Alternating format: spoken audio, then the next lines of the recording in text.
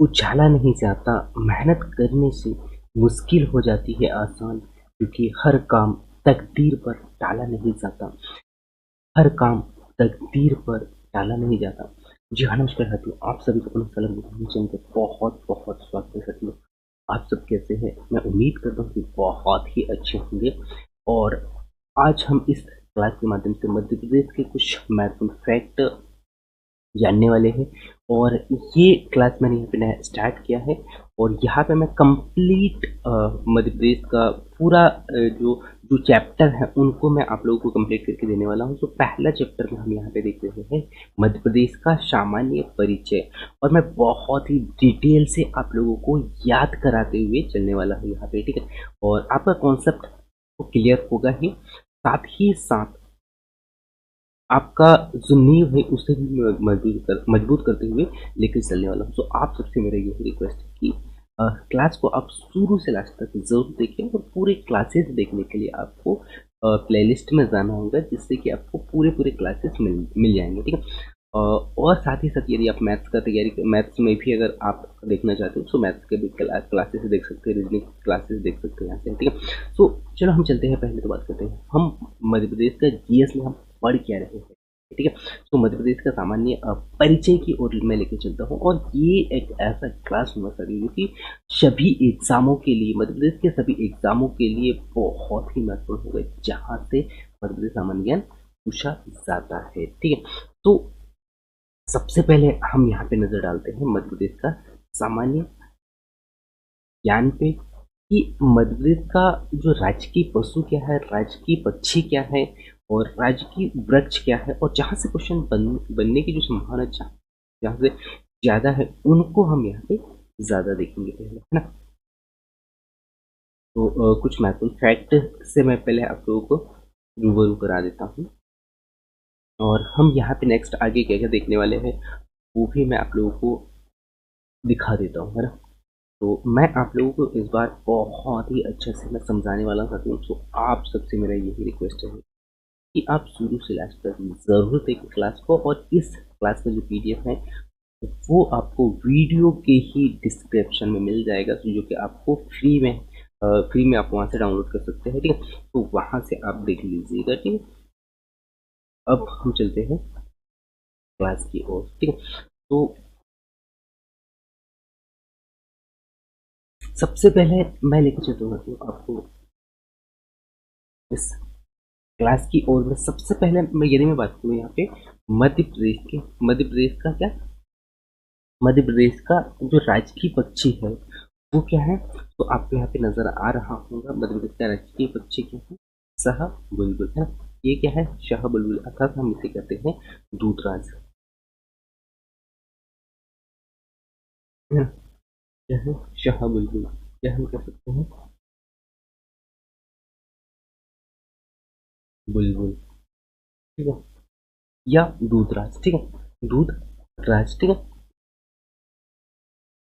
और इसके बाद में यदि मैं इसके वैज्ञानिक नाम की यदि मैं बात करूँ तो इसे कहा जाता है क्या कहा जाता है, पैराडाइज,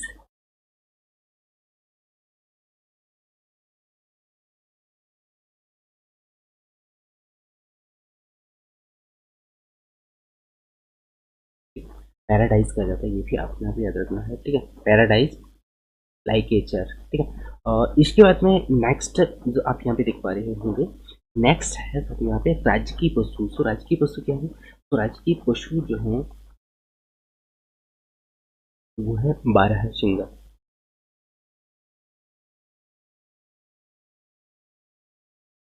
क्लास को देखने का मतलब है ना। तो ये कौन सी जाति का है, तो ये आपको यहाँ पे याद रखना है, ब्रेडरी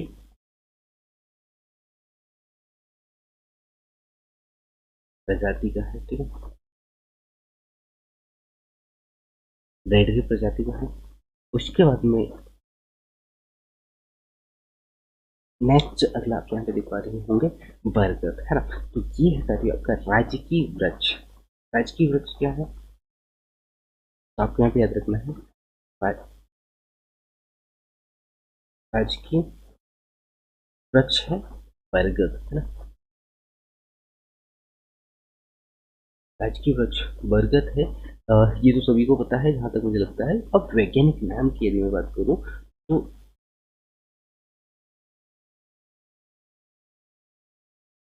वैज्ञानिक नाम क्या है? तो वैज्ञानिक नाम आपको यहाँ पे याद रखना है फाइकस। क्या है? फाइकस।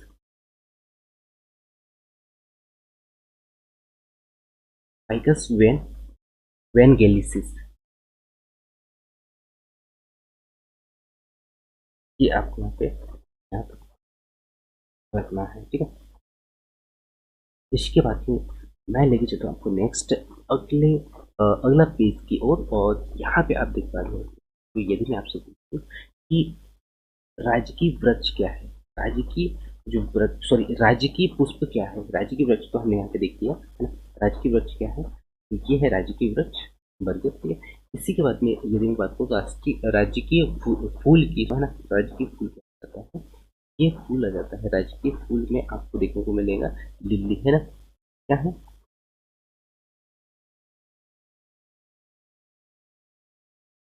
राजकीय फूल लिली, ठीक है। इसी के बाद में यदि इसकी वैज्ञानिक नाम की बात करूँ,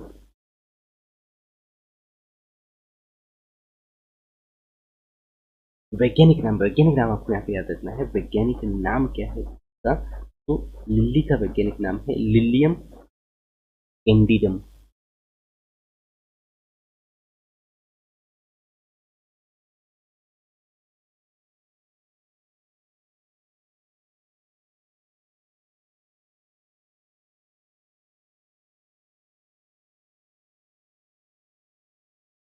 ये आपको नोट करके भी चलना है, कैंडिडम, ठीक है। ये हो गया लिली। तो यहाँ पे हमने क्या क्या देखा कि जो राजकीय फूल है लिली है, ठीक है। वैज्ञानिक नाम क्या है? तो वैज्ञानिक नाम लिलियम कैंडियम, है ना, लिलियम कैंडिडम। ये आपको यहाँ पे याद रखना है। इसी के बाद में यदि मैं बात करूँ राज्य फसल की, है ना, तो राज्य की फसल आपको देखने को मिलेगा सोयाबीन। फसल क्या है? सोयाबीन है, ठीक है। ये भी आपको यहाँ पे याद रखना है, ठीक है। राज्य की फसल सोयाबीन हो गया। और इसके बाद में यदि मैं वैज्ञानिक नाम की बात करूँ,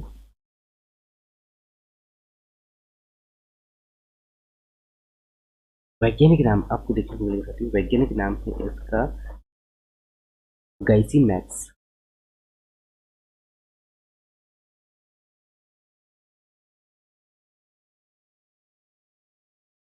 ये इसका वैज्ञानिक नाम है, ठीक है। और इसी के बाद में यह सबसे अधिक इस जिले में होता है। तो आपको यहाँ पे याद रखना है मध्य प्रदेश में किस जिले में होता है, तो आपको यहाँ पे याद रखना है सर्वाधिक। सर्वाधिक होता है कहाँ पे? उज्जैन में, ठीक है। ये भी आपको यहाँ पे याद रखना है, ठीक। ये तो पहला पॉइंट हो गया। उसके बाद में यह मालवा पठार में सर्वाधिक होता है, ठीक।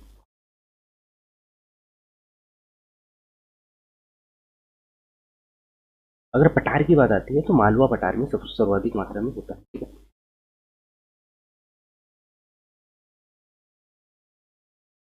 ठीक है। इसके बाद में इसे सोया सिटी भी, यानी कि सोया सिटी किसे कहा जाता है? आपको यहाँ पे याद रखना है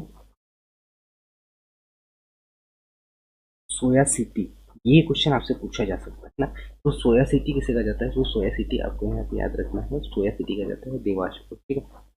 तो यहाँ से जितने भी फैक्ट बन सकते थे उन सबको मैंने बहुत ही डिटेल से आप लोगों को बता दिया कि अब राज्य की फसल सोयाबीन ही, ये तो सभी को पता है। बहुत सारे लोगों को इसका जो वैज्ञानिक नाम नहीं पता रहता है। वैज्ञानिक नाम भी मैंने आप लोगों को बता दिया यहाँ पे, है ना। ये क्या है? वैज्ञानिक नाम है साथियों इसका गाइसिन मैक्स, ठीक है। इसके बाद में यदि आपसे क्वेश्चन पूछ लिया जाए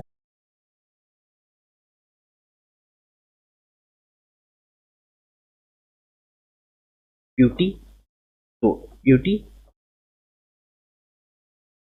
क्या है? ब्यूटी टोर, ठीक है। ब्यूटी टोर ये इसका वैज्ञानिक नाम है। टॉर पीटी टॉर है। टॉर क्यूटी टॉर इसका वैज्ञानिक नाम है। ये आपको यहाँ पे याद रखना है। इसके बाद में इसे 2011 में, यानी कि 2011 में घोषित किया गया था। घोषित कब किया गया था? तो इसे राज्य की मछली के रूप में कब घोषित किया गया था? घोषित किया था दोस्तों आपको यहाँ पे याद रखना है कब किया गया था, घोषित किया गया था 2000 2011 में से घोषित किया जाता है। ये भी आपको यहाँ पे याद रखना है। एवं 12 में यानी कि 2012 में इसे विलुप्त जीवों में शामिल भी कर लिया जाता है ना। तो ये भी आपको यहाँ पे याद रखना है। विलुप्त में है ना, विलुप्त जीव में कब शामिल किया जाता है, तो आपको यहाँ पे याद रखना है 2012 में से विलुप्त जी के रूप में भी शामिल कर लिया जाता है। तो यहाँ पे जो इम्पोर्टेंट जो पॉइंट बन सकते थे साथियों, जो मैंने आप लोगों को बता दिया कि राज्य की मछली तो आपको सभी को पता ही होगा कि महाशीर है, ठीक है। इसके बाद में वैज्ञानिक नाम में थोड़ा सा लोग कंफ्यूज होते हैं, तो वैज्ञानिक नाम आपको यहाँ पे याद रखना है और प्यूटी प्यूटी तो ठीक है। इसके बाद में इसकी इसे घोषित कब किया गया है राज्य की मछली के रूप में, तो आपको यहाँ पे याद रखना 2011 के रूप में किया जाता है। इसी के बाद में एक वर्ष बाद में होता क्या है कि इसे विलुप्त जीव के रूप में भी इसे माना जाता है ना। विलुप्त जीव में भी इसे कब शामिल किया जाता है, तो इसे विलुप्त जीव में कब शामिल किया जाता है, एक वर्ष बाद आता है 2012 में, ठीक है। ये भी आपको यहाँ पे याद रखना है, ठीक है। अब मैं लेके चलता हूँ और कुछ मत फैक्ट की ओर लेके चलता हूँ, ठीक। अब यदि मैं आपसे पूछूं राज्य की नदी की, है ना, तो राज्य की नदी क्या है, तो राज्य की नदी आपको यहाँ पे याद रखना है कौन सा है, नर्मदा, ठीक है। राज्य की नदी आ जाता है सर नर्मदा, ठीक है। इसके बाद में अब आपको यहाँ पे मैथिंग फैक्ट याद होनी चाहिए। 2017 में यानी कि मई 2017 में इसे जीवित नदी इकाई का दर्जा मिला है ना। कब मिला है, तो आपको यहाँ पे याद रखना है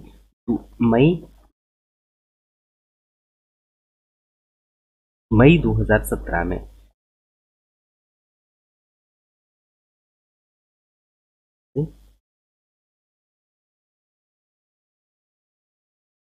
जीवित नदी का दर्जा मिला है, ठीक है। हर एक पॉइंट बहुत ही वेरी वेरी इंपॉर्टेंट है सर। यदि हर एक पॉइंट को ध्यान देते हुए चले ना, तो मैं ऐसा मानता हूँ कि जो मैं फैक्ट बता रहा हूँ, जो पॉइंट मैं बता रहा हूँ, वहाँ से क्वेश्चन आपसे बाहर नहीं जाने वाले, क्योंकि मैं पूरा डिटेल से आप लोगों को जानकारी दे रहा हूँ, ठीक है। और इसके बाद में यदि मैं बात करूँ साथियों राज्य की आम की, है ना, सॉरी राज्य की फल की, तो राज्य की फल क्या जाता है, राज्य की फल आपको देखने को मिलेगा आम, ठीक है। राज्य की फल क्या है, राज्य की फल आम आम है, और उसका वैज्ञानिक नाम की यदि मैं कुछ बोलूँ, तो वैज्ञानिक नाम से कहा जाता है, वैज्ञानिक नाम है मैगी फेरा, है ना, मैगी फेरा इंडिका,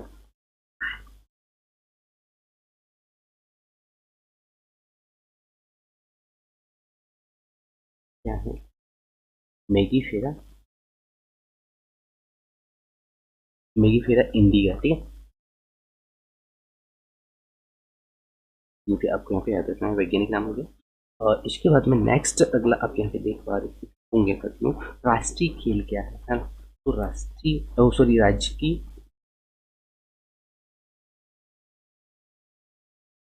खेल आपको देखने को मिलेगा यहाँ पे मलखम,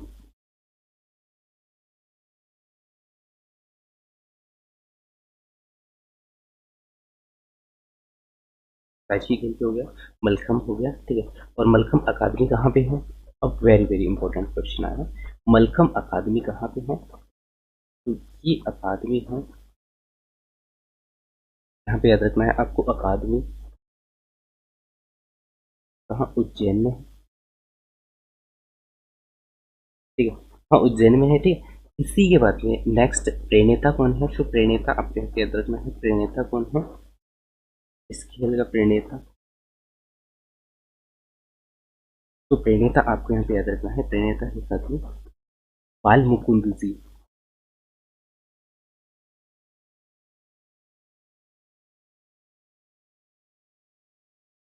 कौन है, बाल मुकुंद जी, ठीक है। तो ये एक हो जाता है,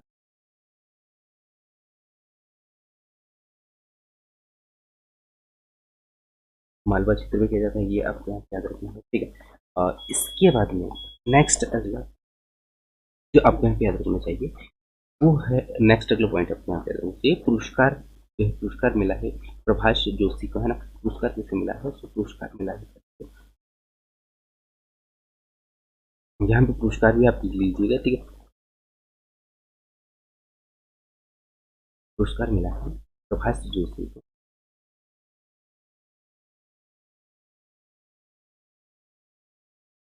ठीक है। इसके बाद में नेक्स्ट अगला महत्वपूर्ण पॉइंट बताती हूँ क्या, अ, कि इस रचनाकार के है ना, कि रचनाकार कौन रहे है ना। तो रचनाकार कहा है साथियों, आपको यहाँ पे याद रखना है महेश श्रीवास्तव है, ठीक है। ये है आपके सीएम महेश श्रीवास्तव, और मध्य प्रदेश के सीएम कौन है, मध्य प्रदेश के सीएम शिवराज सिंह चौहान है, ठीक है। ये भी आपको यहाँ पे याद होना चाहिए, ठीक है। तो ये हो गया है। इसके बाद में यहाँ पे हम नजर डालते हैं नेक्स्ट अगले पे, ठीक है। नेक्स्ट अगले पॉइंट पे चलते हैं। अब बहुत ही वेरी वेरी इंपॉर्टेंट पॉइंट मैं आप लोगों को बताने वाला साथियों।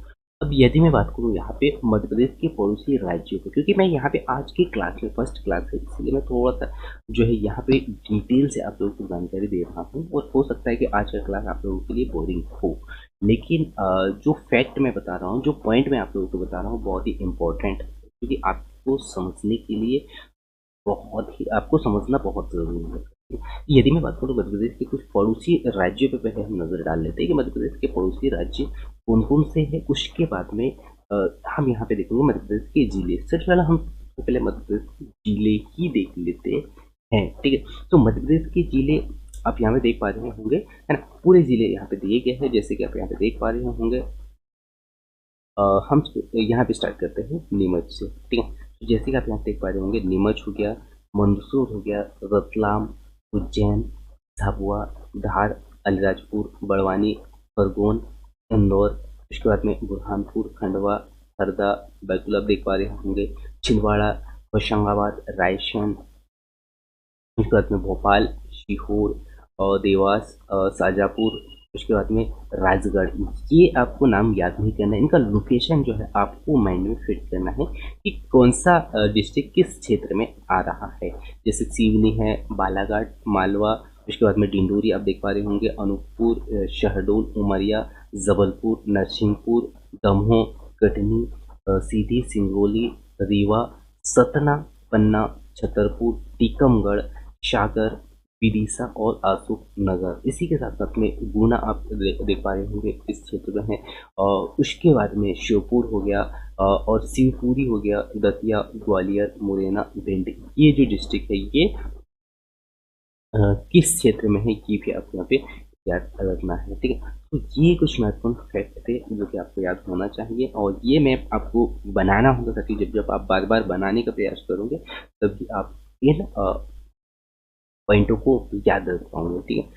अब मैं लेके चलता हूँ नेक्स्ट अगला जो महत्वपूर्ण पॉइंट है, वो है मध्य प्रदेश के पड़ोसी जो राज्य है ना, यानी कि मध्य प्रदेश के पड़ोसी राज्य कौन से है। सो मध्य प्रदेश के पड़ोसी राज्य में आप यहाँ पे देख पा रहे होंगे, यहाँ से जो निकल रहा है ये जो वाला क्षेत्र जाता है, तो ये क्षेत्र आपको देखने को मिलेगा। ये क्षेत्र कहलाता है कौन सा, राजस्थान, ठीक है। तो मध्य प्रदेश का पहला जो राज्य हो गया वो हो गया राजस्थान, ठीक है। इसी के बाद में नेक्स्ट आप यहाँ पे देख पा रहे होंगे, यहाँ से निकलते हुए ये जाता है इस क्षेत्र तक, है। तो ये वाला पूरा जो क्षेत्र आता है महाराष्ट्र, ठीक है। तो कितने दो राज्य हो गए हैं। फिर बाद में यदि मैं यहाँ पे बात करूँ, यहाँ से निकल के जाता है साथियों, ये आ गया छत्तीसगढ़, ठीक है। ये थर्ड दूसरा स्टेट हो गया, तीसरा स्टेट हो गया। इसके बाद में नेक्स्ट अगला आपको यहाँ पे देखने को मिलेगा, यहाँ से यदि हम जाते हैं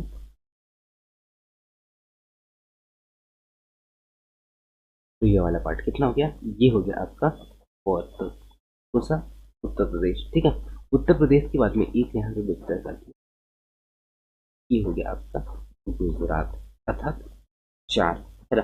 कितने, चार हो गए, ठीक है। तो सॉरी चार नहीं, पांच हो गए, ठीक है। तो ये कुछ महत्वपूर्ण फैक्ट थे जो कि आप लोगों को पता होना चाहिए, और ये भी आपसे पूछा जा देख पा रहे होंगे। आपको राजस्थान देखने को मिलेगा,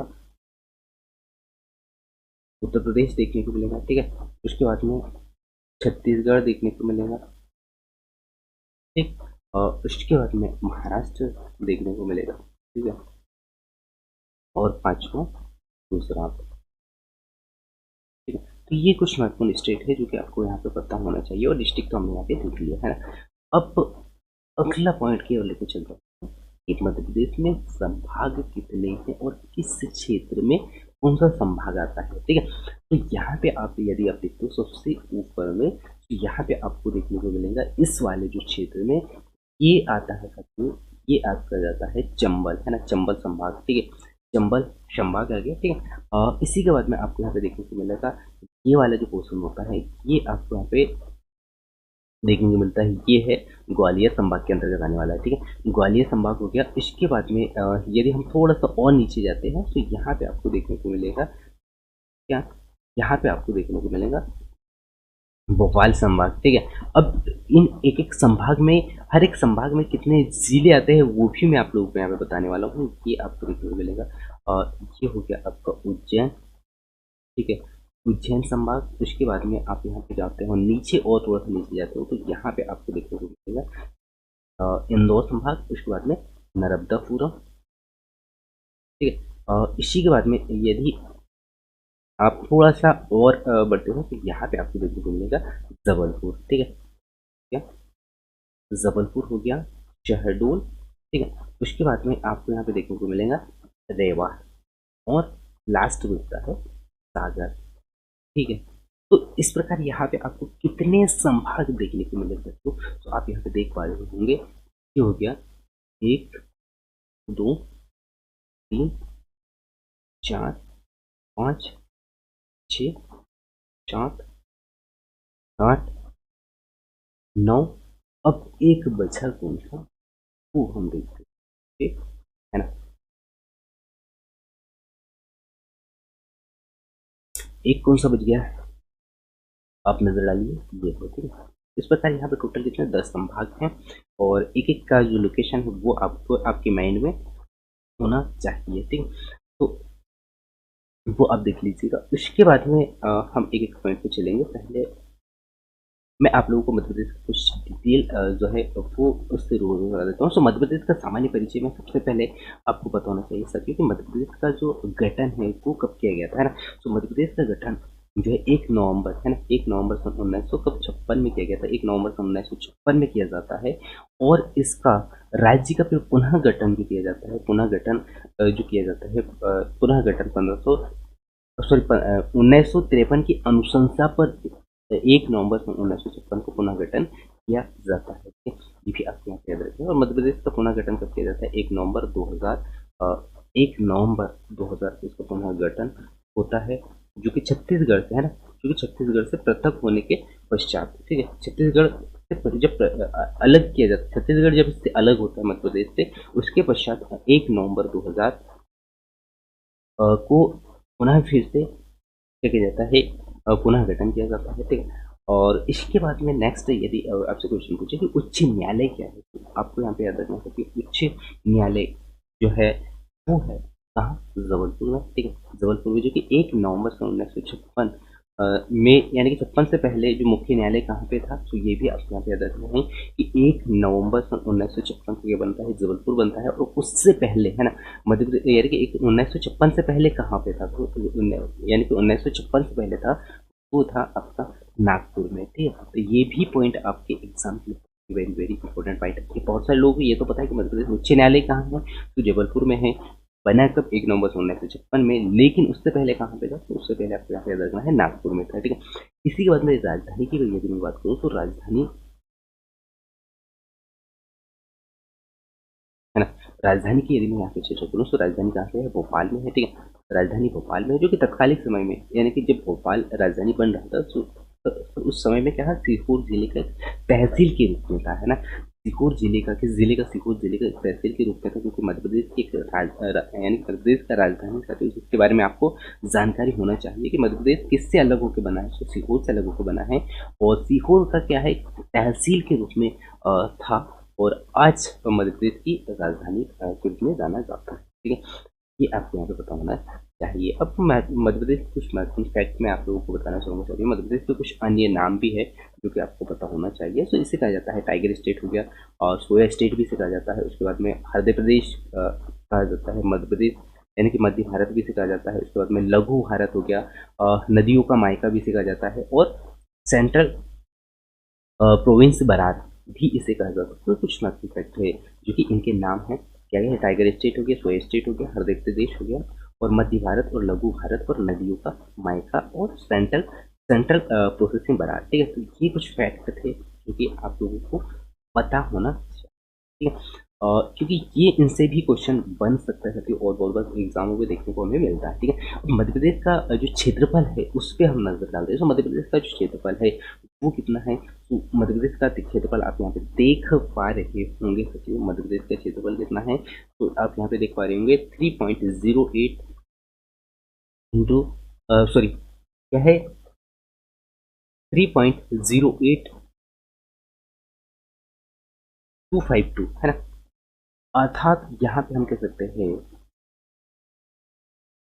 3,08,252 है ना। 3,08,252 जो है इसका क्या है क्षेत्रफल है, क्षेत्रफल है। ठीक है, वर्ग किलोमीटर क्षेत्रफल है, जो कि भारत का, जो कि अपना जो देश है भारत है, उसका कुल क्षेत्रफल का कितना है, उसका कुल क्षेत्रफल का है 9.38%। ठीक है, ये भी आपको यहाँ पे याद रखना। सो मध्य प्रदेश का क्षेत्रफल क्या कितना है, 3,08,252 वर्ग किलोमीटर में है। ठीक है, और मध्य प्रदेश पूर्व से पश्चिम तक कितना है, तो ये भी आपको यहाँ पे याद रखना होगा।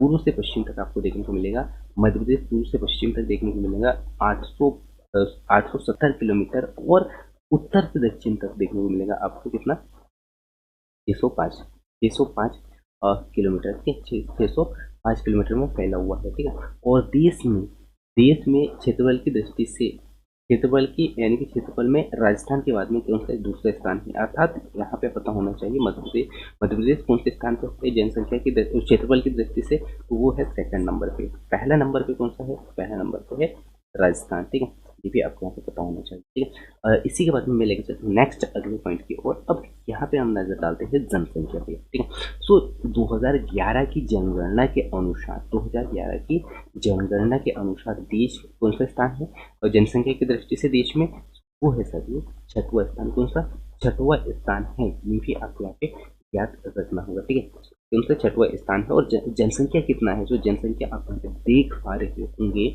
मध्य प्रदेश का 72626,809 है ना। ये भी आपको यहाँ पे याद रखना है। उसके बाद में 2011 के अनुसार देश का कितना, कि 2011 के अनुसार देश का 6%, देश का यानी कि भारत का कितना 6% जनसंख्या जो है मध्य प्रदेश में है।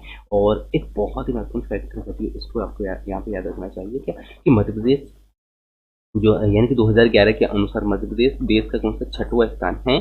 और 2014 में जब तेलंगाना राज्य का गठन हुआ उसके पश्चात अब स्थान हो चुका है मध्य प्रदेश का कौन सा पांचवा स्थान आ गया है। ठीक है, कौन सा पांचवा स्थान हो चुका है, अभी फिलहाल में है साथी पांचवा स्थान। और 2011 के बाद में यदि हम बात करें तो छठवां स्थान है ना। कौन सा, अच्छा यानी कि 2014 में तेलंगाना राज्य के गठन के पश्चात देश में कौन सा यहाँ पे पांचवा स्थान है। और 2011 के अनुसार यदि हम बात करें यहाँ पे, तो 2011 के अनुसार, 2011 के अनुसार कौन सा यहाँ पे छठवां स्थान है। ठीक है, ये आपको यहाँ पे याद रखना है। और ठीक है, इसी के बाद में मध्य प्रदेश की कुछ महत्वपूर्ण स्थितियों के बारे में भी मैं आप लोगों को रूबरू करा देता हूँ कि यहाँ से भी क्वेश्चन कई दफ़ा क्वेश्चन पूछा जाता है। ठीक है, तो यदि मैं यहाँ पे बात करती हूँ विधानसभा सीट की, है ना। तो विधानसभा सीट आप जैसे कि आपको पता है विधानसभा सीट टोटल कितने हैं, यहाँ पे विधानसभा सीट दो भागों में डिवाइड होते हैं, एक विभाजित और एक होता है अविभाजित, है ना। तो विभाजित की यदि मैं यहाँ पे चर्चा करूँ तो विभाजित सीट है सर यहाँ पे विधानसभा के, है ना, कितने हैं 230 है। ठीक है, जैसे 220 नहीं है 230 है। ठीक है, कितने 230 सीट है। ठीक है, इसके बाद में अविभाजित की यदि मैं बात करूँ तो अविभाजित है 320 सीट टोटल। ठीक है, ये हो गया विधानसभा सीट। ठीक है, अब इसके बाद में क्या होता है साथियों, यहाँ पे भी आरक्षित कुछ सीट होते हैं। अब आरक्षित सीट कितने होते हैं, तो आरक्षित सीटों की यदि मैं यहाँ पे बात करूँ तो आरक्षित जो सीट होते हैं वो होते हैं टोटल कितने 82 है ना, कितने 82 होते हैं। और ये अलग अलग कैटेगरी में बांट दिया जाता है। जैसे एसटी की यदि मैं बात करूँ तो एसटी को दिया जाता है यहाँ पे जो है विधानसभा से दिया जाता है 47, कितना 47 सीट मिलता है, कितना 47। और इसके बाद में एससी को दिया जाता है, एससी को दिया जाता है 35। ठीक है, एसटी को दिया जाता है 47 और एससी को दिया जाता है 35 सीट। ठीक है, इसी प्रकार यदि मैं यहाँ पे बात करूँ लोकसभा की, ठीक है, तो लोकसभा सीट में भी विभाजित और अविभाजित होते हैं। इसमें विभाजित में कितने हो जाएंगे, तो विभाजित में आपको देखने को मिलेगा कितने 29 सीट, ठीक है। इसी के बाद में यदि अविभाजित की यदि मैं यहाँ पे चर्चा करूँ तो अविभाजित सीट है तो वो है 40 अर्थात 40 सीट, ठीक है। अब यहाँ पे भी दो कैटेगरी में बांटा जाता है, SC और ST, है ना। तो SC को दिया जाता है, तो ST को दिया जाता है 6 सीट, और SC को जो दिया जाता है आरक्षित सीट के तौर पे SC को दिया जाता है कितना, SC को दिया जाता है 4 सीट, ठीक है। तो ये आपको यहाँ पे याद रखना है, ठीक है। अच्छा, यहाँ पे आपको यहाँ पे ये वाला है, ठीक है, ये याद रखना है। ST को दिया जाता है 6 और उसके बाद में SC को दिया जाता है 4 सीट, ठीक है। इसी के बाद में यदि मैं बात करूँ विधानसभा की सीट, ठीक है, विधानसभा सीट की, तो विधानसभा सीट में पहला विभाजित सीट आपको देखने को मिलेगा कितना 11 है, और अविभाजित सीट कितने हैं 16 है, ठीक है। कितने हैं 16 है, ये भी आपको यहाँ पे याद रखना है।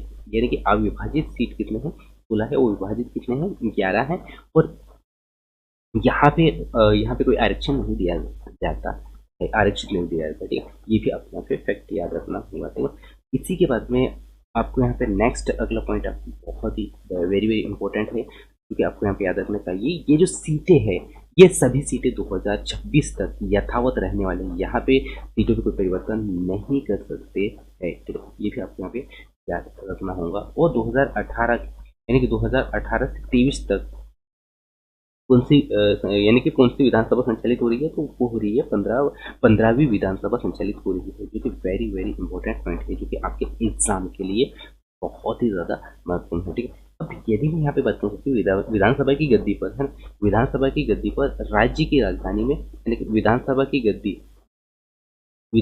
गद्दी है राज्य की राजधानी कहाँ, भोपाल में है, ठीक है। कहाँ है, भोपाल में है, और यह भोपाल शहर के कहाँ, अरोरा हिल्स में है, ठीक है। ये भी आपको यहाँ पे याद रखना है, अरोरा कहाँ है, अरोरा हिल्स में है, ठीक है।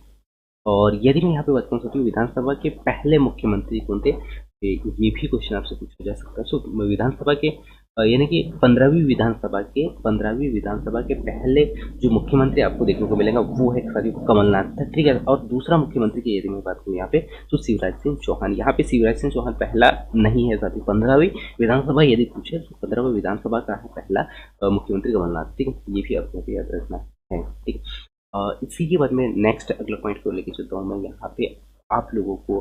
तो यहाँ पे आप देख पा रहे होंगे लालजी टंडन का 21 जुलाई 2020 में क्या हो जाता है साथियों, यहाँ पे हो जाता है उनका निधन, और यानी कि इन्हीं के कार्यकाल में जो है 15वीं विधानसभा का जो मंत्रिमंडल है वो यहाँ पे क्या हो जाता है, समाप्त हो जाता है। और मार्च 2020 में, है ना, मार्च 2020 में इसे क्या किया जाता है, पुनः फिर से, यानी कि मार्च 2020 में भाजपा दोबारा अपनी सरकार बनाती है, ठीक है। तो ये आपको यहाँ पे याद रखना है, लालजी टंडन के द्वारा जो 15 यानी कि 21 जुलाई 2020 में जब इनकी निधन होती है, इसी के साथ में इनका जो कार्यकाल है विधानसभा का, 15वीं विधानसभा का कार्यकाल क्या होता है यहाँ पे समाप्त होता है। और यही पे जो अगला जब दूसरा स्टेज यहाँ पे होता है, यानी कि दूसरी बार क्या होता है, या फिर मार्च 2020 में पुनः फिर से भाजपा सरकार आती है, पुनः अपनी सरकार बनाती है, ठीक है। ये भी आपको यहाँ पे याद रखना है। इसके बाद में मैं लेकर चलता हूँ मध्य प्रदेश के कुछ महत्वपूर्ण सीटों से मैं आप लोगों को रूबरू करा देता हूँ कि मध्य प्रदेश में विधानसभा सीट कितने हैं। तो आपको जैसे कि मैंने पहले बताया था कितने 230 सीट है, कितने 230 सीट है। अब इन 230 में आप लोगों को ये याद रखना है कि राज्य में, है ना, यानी कि राज्य से भारत की संसद को 40 सदस्य भेजने होते हैं ना, यानी कि राज्य से अपने अपने राज्य से कितने सदस्य भेजने होते हैं। सो यहाँ पे आपको याद रखना है 40 सदस्य भेजने होते हैं, और जिसमें से 29 लोकसभा के होंगे, है ना, जिसमें से 29 लोकसभा के होंगे। राज्यसभा के कितने होते हैं, राज्यसभा के होते हैं कितने 11, है ना। राज्यसभा के कितने होते हैं, राज्यसभा के होते हैं कितने 11 सीट होते हैं। ये भी आपको यहाँ पे याद रखना है, ठीक है। ठीक है, आपके एग्जाम के लिए बहुत ही महत्वपूर्ण है, ठीक है। ये कुछ महत्वपूर्ण फैक्टर है जो कि आपको यहाँ पे याद रखना चाहिए। अब इसके बाद में यहाँ पे जो राज्य यानी कि जो लोकसभा है साथियों, है ना, इसे क्या कहा जाता है, निचला सदन कहा जाता है। ये भी आपको यहाँ पे याद रखना है, निचले सदन कहा जाता है। तो निचले सदन किसे कहा जाता है, तो लोकसभा को कहा जाता है। ये भी आपको यहाँ पे याद रखना है, ठीक है। ये हो गया कुछ महत्वपूर्ण फैक्ट थे जो कि आपको पता होना चाहिए थे, जो मैंने आप लोगों को बता दिया है। राज्य का संवैधानिक प्रमुख कौन होता है, राज्यपाल होता है। ये आपको यहाँ पे याद रखना है, जो कि भारत के यानी कि ये जो राज्यपाल है जो कि भारत के राष्ट्रपति है ना, भारत का जो राष्ट्रपति है, राष्ट्रपति द्वारा केंद्र सरकार की अनुशंसा पर किया जाता है। इसकी नियुक्ति कौन करता है? राष्ट्रपति करता है। ठीक है, तो राज्य का संवैधानिक प्रमुख कौन होता है? तो राज्य का संवैधानिक प्रमुख होता है राज्यपाल, और इसकी नियुक्ति कौन करता है? इसकी नियुक्ति करता है भारत का ही राष्ट्रपति। ठीक है, जो कि केंद्र सरकार की अनुशंसा पर करता है। ठीक है, उसके बाद में संभागों में कुछ जिलों के बारे में मैं आप लोगों को रिव्यू कर देता हूँ। तो संभाग में जिलों की संख्या क्रम अनुसार यदि हम देखें तो कुल कितने संभाग है, तो जैसे कि मैंने पहले बता दिया आप लोगों को कितने 10 संभाग है, और कुल जिले कितने हैं? कुल जिले आपको देखने को मिलेगा 52 52।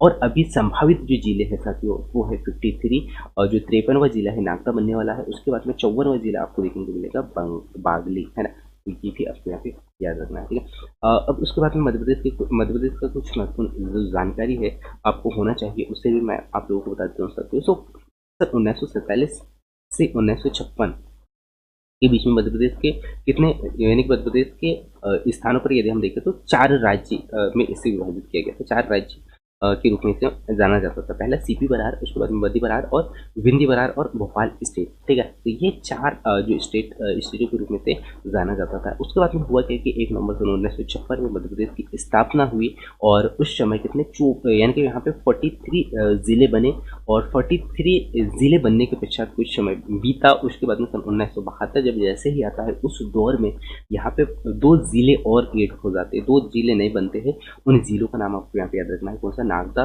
और एक हो जाता है यानी कि भोपाल और नागदा 2 ऐसे जिले बनते हैं। उन 2 जिलों को मिला के टोटल जिलों की जो संख्या हो जाती है 40 यानी 45, यानी कि 45 जिले। उसके पश्चात और समय आगे बढ़ा, और एक ऐसा दौर आता है जो कि 25 मई सन 1998, और इस समय यहाँ पे 4 नए जिले बन जाते हैं। 4 नए जिले बड़वानी, श्योपुर, कटनी और डिंडोरी। इन 4 नए जिलों का जब आगमन होता है, इसी प्रकार यहाँ पे जिलों की जो संख्या है वो बढ़ जाती है, और इस प्रकार यहाँ पे जिलों की संख्या हो जाएगी यहाँ पे 49। ठीक है, इसी प्रकार और कुछ समय बीतता है, और 10 जून और 1998 का वो दौर आता है जिसमें 3 नए जिले यहाँ पे उभर कर सामने आते हैं, जो कि है उमरिया, हरदा और नीमच, है ना। इन 3 जिलों को जब यहाँ पे ऐड किया गया तो तब देखा गया था कि जिलों की जो संख्या है यहाँ पे बढ़ती जा रही थी, है ना। तो यहाँ पे यहाँ पे 52 जो जिले हैं वो बड़े, है ना। 3 जिले का जब निर्माण हुआ, 3 जिले जब बढ़े तो यहाँ पे टोटल 52 जिले बने। उसके बाद में और समय भी था, और एक वो दौर आता है जिसमें कि 1 नवंबर सन 2000 में यहाँ पे होता है मध्य प्रदेश का पुनः गठन, क्योंकि यहाँ पे जो है छत्तीसगढ़ मध्य प्रदेश से अलग होता है ना। छत्तीसगढ़ मध्य प्रदेश से अलग होता है, और वो कौन सा संशोधन ये हुआ था? 46वां संशोधन के तहत, है ना। ये अलग होता है, और यहाँ से यानी कि 2003 में पुनः फिर नए जिले बनते हैं, है ना।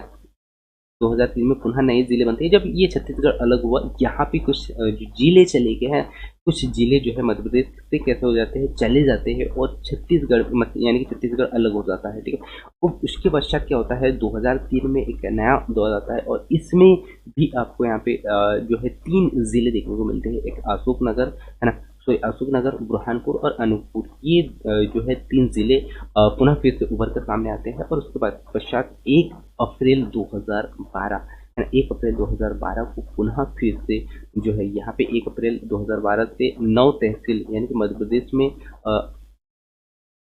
जो है अस्तित्व में आते हैं, और इसी के साथ में अब मध्य प्रदेश के तहसीलों की जो संख्या है वो हो जाती है साथियों। टोटल जो तहसीलों की जो संख्या है 352, यानी कि 352 टोटल जो यहाँ पे क्या तहसील हो जाती है। और यहाँ पे जो शहडोल है, शहडोल में जो है बुडार, यानी कि शहडोल जो है बुडार गोपारू में है। उसके बाद में नीमच में आपको देखने को मिलेगा रामपुर, उसके बाद में छिंदवाड़ा में चांद, उसके बाद में बालाघाट में बिरसा तहसील, उसके बाद में यहाँ पे सिंगरौली में रईमांडा, उसके बाद में अलीराजपुर में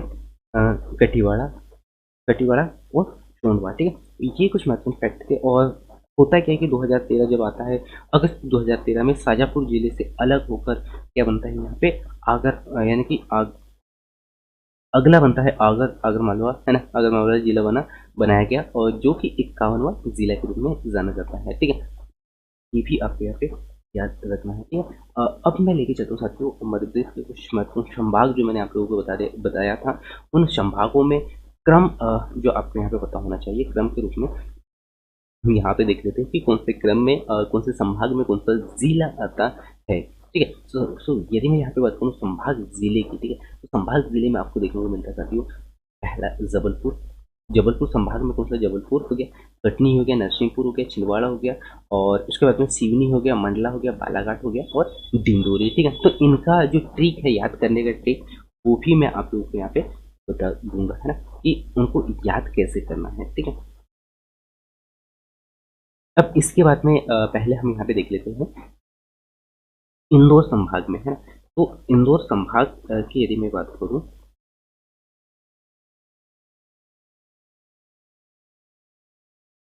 तो इंदौर संभाग में आपको देखने को मिलेगा इंदौर हो गया, धार हो गया, अलीराजपुर, झाबुआ, खरगोन, बड़वानी, खंडवा और बुरहानपुर, ये कौन से संभाग के अंतर्गत आते हैं, तो ये आपको यहाँ पे याद रखना है।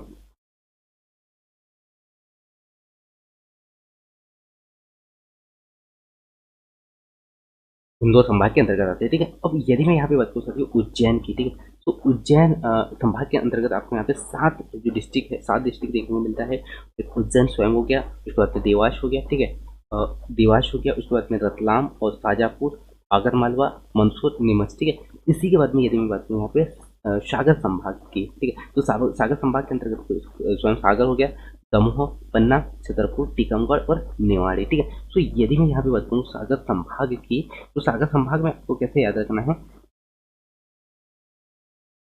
सागर संभाग में क्या है, सागर, दमोह, पन्ना, छतरपुर, टीकमगढ़ और निवाड़ी है। ठीक है, यदि मैं यहाँ पे बात करूँ ग्वालियर की, ठीक है, तो ग्वालियर संभाग में कितने हैं, ग्वालियर संभाग में है स्वयं ग्वालियर हो गया, शिवपुरी हो गया, गुना हो गया, अशोकनगर और दतिया। अब यदि मैं यहाँ पे ट्रिक की बात करूँ साथियों, ट्रिक की यदि मैं यहाँ पे चर्चा करूँ ग्वालियर का, ठीक है, तो ग्वालियर में आपको यहाँ पे याद रखना है क्या, कि ग्वाला शिव घी आना दतिया में, है ना। क्या बोल रहा है वो, कि जो ग्वाला है शिव शिव घी आना दतिया में, ये आप नोट कर लीजिएगा।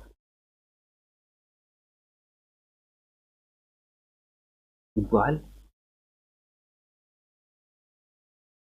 शिव, ये है घी, है ना, घी आना,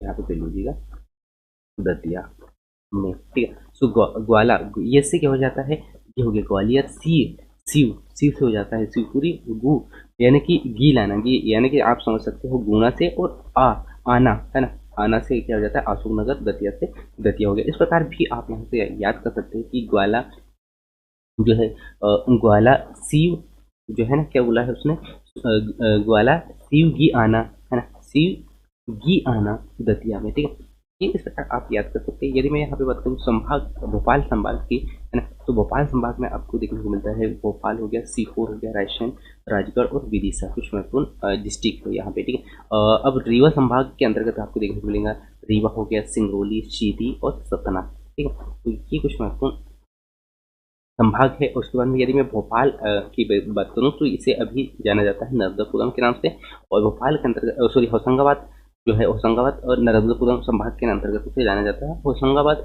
स्वयं एक स्टेट, एक डिस्ट्रिक्ट आता है, उसके बाद में बैतूल और हरदा, ये 3 जिले जो है होशंगाबाद संभाग के अंतर्गत आते हैं, नर्मदापुरम संभाग के अंतर्गत आते हैं। शहडोल की यदि मैं यहाँ पे बात करूँ, तो शहडोल के अंतर्गत आपको देखने को मिलेगा स्वयं शहडोल हो गया, उमरिया हो गया, अनूपपुर। ठीक है, इसी के बाद में आपको यहाँ पे देखने को मिलेगा चंबल, है ना, आपको देखने को मिलेगा चंबल। ठीक है, तो यहाँ पे आपको लास्ट में देखने को मिलता है चंबल। ठीक है, यहाँ पे थोड़ा सा स्किप हो गया है। चंबल में कौन कौन सा डिस्ट्रिक्ट आ जाता है, वो मैं आप लोगों को पुनः फिर से बता देता हूँ यहाँ पे। तो चंबल के अंतर्गत आपको देखने को मिलेगा यहाँ पे श्योपुर, है ना, क्या है, श्योपुर, मुरैना, है ना, मुरैना भिंड हो गया। ठीक, तो ये कुछ 3 जो जिले हैं जो कि आपको यहाँ पे चंबल संभाग के अंतर्गत देखने को मिलते हैं। ठीक है, अब मैं लेके चलता हूँ साथियों आपको नेक्स्ट अगला पेज की ओर, और आपको यहाँ पे याद क्या रखना है, उससे मैं आप लोगों को रूबरू करा देता हूँ। ठीक है, कुछ महत्वपूर्ण फैक्ट है जो कि हम यहाँ पे ठीक देखने वाले हैं। रीवा संभाग की यदि मैं यहाँ पे बात करूँ,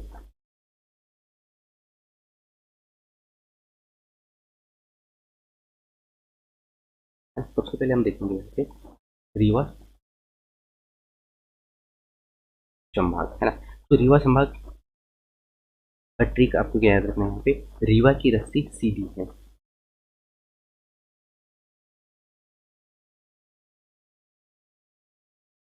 ठीक, रस्सी कैसी है, सीधी है।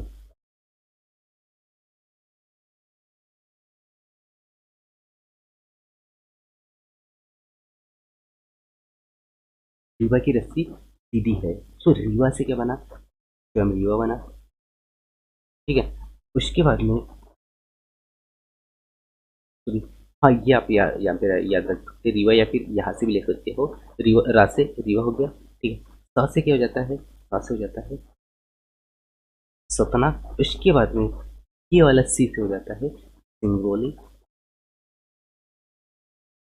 ठीक है, उसके बाद में सी, सी से हो जाएगा सीधी, हो जाता है सीधी। तो इस प्रकार आप याद रख सकते हैं कि जो यहाँ पे जो संभाग है, रीवा संभाग, इसमें कौन कौन से जिले आ जाता है। सो आपको यही याद रखना है कि रीवा की रस्सी कैसी है, सीधी है। सो रीवा से, री से, र से क्या हो जाता है, रीवा हो जाता है, स्वयं रीवा हो जाता है। उसके बाद में सतना हो गया।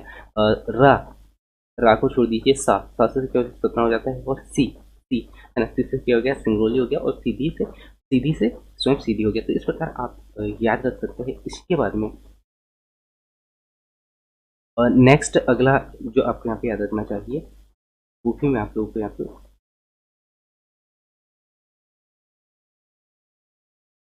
बता देता हूँ। ठीक है, ये हो गया, हमने रीवा का देख लिया। रीवा के बाद में नेक्स्ट अगला मैं आप लोगों को बता देता हूँ नर्मदापुरम का, नर्मदापुरम संभाग का। ठीक है, तो नर्मदापुरम संभाग में आपको देखने को मिलेगा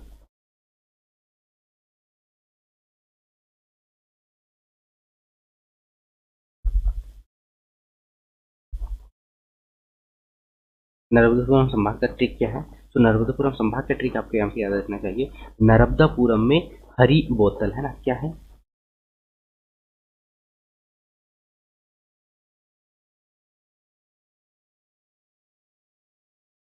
यहाँ पे मैं कर लीजिए, में हरी बोतल। ठीक है, सो यहाँ पे नर्मदापुरम से क्या हो जाता है, नर्मदापुरम स्वयं एक डिस्ट्रिक्ट हो गया। और उसके बाद में यहाँ पे हरी, हरी से क्या जाता है, हरदा।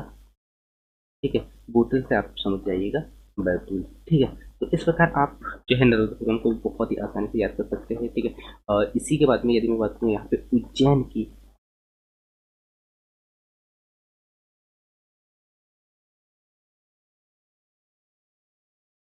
यदि मैं यहाँ पे चर्चा करूँ उज्जैन की, उज्जैन का ट्रिक क्या है साथी, उज्जैन का ट्रिक आपको यहाँ पे याद रखना है। अगर मैं देर से ना आऊँ, है ना, अगर मैं देर से ना आऊँ, लिख लीजिए, अगर मैं देर से ना आऊँ। ठीक है, तो अगर, अगर से क्या हो जाता है, आगर मालवा। ठीक है, उसके बाद में मैं से हो जाएगा मंदसौर। ठीक है, दे से क्या हो जाता है, देवास हो जाता है। इसी प्रकार यदि मैं रा से बात करूँ तो रा से रतलाम हो गया। और से क्या हो जाता है, शाजापुर। और ना, ना से क्या हो जाएगा, ना से हो जाएगा नीमच। और दाऊ यानी कि आऊ, आ वो से हो जाता है उज्जैन। ठीक है, उज्जैन। तो इस प्रकार आप बहुत ही आसानी से याद रख सकते हैं। ठीक है, जो हो गया आगर मालवा। उसके बाद में मैं से मंदसौर। उसके बाद में दे से आप देख ले पाओगे देवास। ठीक है, रा से रतलाम। ठीक है, और ये हो गया सा, रा से। ठीक है, और सा से शाजापुर हो गया। ठीक है, और ना से नीमच। तो इस प्रकार जो उज्जैन के जो डिस्ट्रिक्ट, जिस संभाग के जो डिस्ट्रिक्ट है उनको आप बहुत ही आसानी से याद रख सकते हैं। बस आपको यहाँ पे ठीक याद रखना होगा कि अगर मैं देर से ना आऊँ, है ना, अगर मैं देर से ना आऊँ, तो ये आपको यहाँ पे पूरे डिस्ट्रिक्ट जो है यहाँ पे आपको याद होने वाले हैं। ठीक है, यदि मैं यहाँ पे बात करूँ चंबल संभाग की,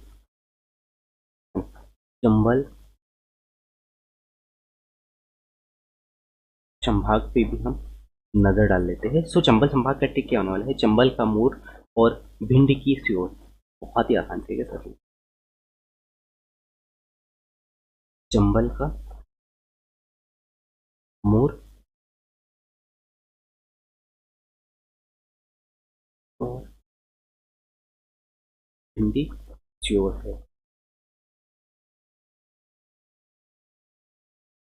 भिंडी श्योर है। चा से चम यहाँ पे क्या हो जाता है, चंबल संभाग में आपको देखने को मिलेगा मोर, मोर से हो जाता है मुरैना, ये हो गया मुरैना। उसके पश्चात भी से क्या हो जाता है भिंड,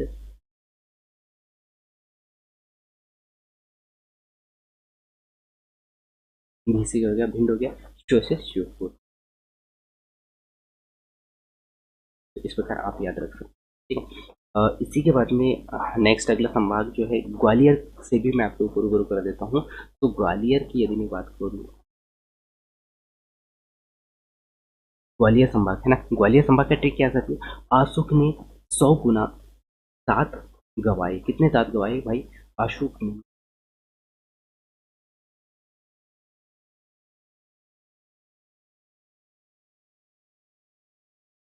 100 गुना दांत गवाए, ठीक है। तो यहाँ पे आपको याद रखना है अशोक ने कितना, अशोक ने 100 गुना दांत गवाए, ठीक है। तो आ से क्या रहता है अशोक नगर हो गया,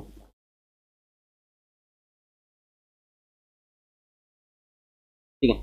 उसके बाद में 100 से क्या जाता है शिवपुरी।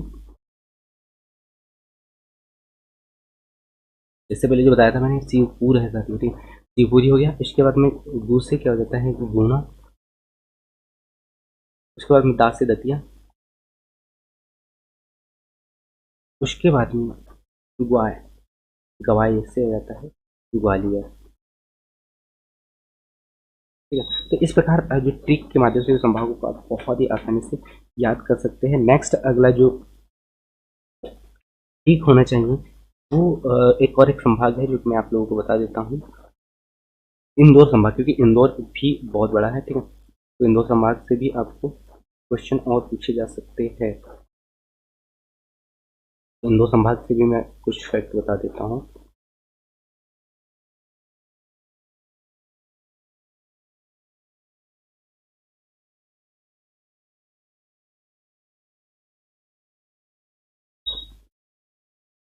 ले लेता हूँ ब्लैक स्क्रीन। इंदौर का कुछ ट्रिक हम यहाँ पे देखते हैं। इधर आ बड़ा आकर भुजा, है ना, क्या है, इधर आ, क्या बोल रहा है वो बड़ा, इधर आ बड़ा आकर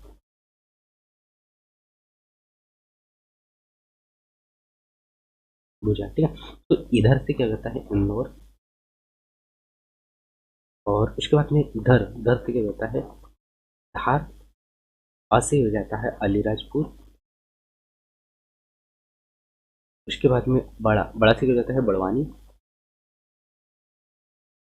ठीक है। उसके बाद में खा, खा से हो जाता है साथियों, खा से हो जाता है खंडवा, ठीक है। खा से खंडवा हो गया। खर, खर से क्या हो जाता है खरगोन। उसके पश्चात बा आता है, बा से बन जाएगा बुरहानपुर, ठीक है। और झा, झा से क्या होता है, झा से हो जाता है झाबुआ।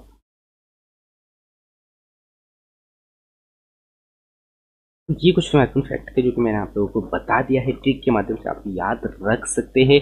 और नेक्स्ट अगला वीडियो में इसी के ऊपर में दे दूंगा साथियों, संभाग को कैसे याद करना है उसके ऊपर में, तो आपको बहुत ही आसानी होगा वहां से याद करना, ठीक है। तो ये क्लास था साथियों मध्य प्रदेश का सामान्य ज्ञान को लेकर मैंने आप लोगों को पूरा बता दिया है। और जो जानकारी चाहिए था आपको पूरा डिटेल से मैंने आप लोगों को यहाँ पे मध्य प्रदेश का सामान्य ज्ञान को मैंने आप लोगों को बताने का प्रयास किया है। तो आप ने अच्छा से देखा होगा और हर एक पॉइंट आपको समझ में आया होगा, मैं ऐसा आशा करता हूँ। यदि कोई डाउट भी अगर आता है आपका, तो आप जो है वीडियो के डिस्क्रिप्शन में कमेंट्स कर सकते, वीडियो में क्या कर सकते हैं आप कमेंट्स कर सकते हो, उसे मैं जब भी देखता हूँ नेक्स्ट अगला वीडियो में या नेक्स्ट अगले क्लास में आपका जो भी डाउट होगा उसे मैं क्लियर करने का पूरा पूरा प्रयास यहाँ पे करने वाला हूँ। तो ये क्लास आपको कैसा लगा ये आप ज़रूर बताइएगा। और इसे हम क्या कंटिन्यू रख सकते हैं क्या, ये भी आप जरूर बताइए, क्योंकि यदि आप लोगों को यहाँ से कुछ सीखने को मिल रहा है, सो इस क्लास को हम कंटिन्यू रखेंगे और बहुत ही जो नया नया जो डाटा है वो मैं आप लोगों को देने वाला हूँ और बहुत ही फैक्ट बहुत ही अच्छे से हम यहाँ पे समझने वाले हैं। आज का क्लास को थोड़ा सा मैं उतना अच्छा से नहीं दे पाया, मैं ऐसा मानता हूँ, है ना। फिर भी मैं नेक्स्ट अगले जो क्लासेसों में अच्छे से अच्छा करने का पूरा पूरा प्रयास करूँगा। मेरा यही उद्देश्य है कि आप लोगों को कुछ मैं अच्छा दे पाऊँ, ठीक है। तो ये क्लास आपको कैसा लगा ये आप ज़रूर बताइएगा, कमेंट्स कीजिएगा, ठीक है। तो थैंक यू।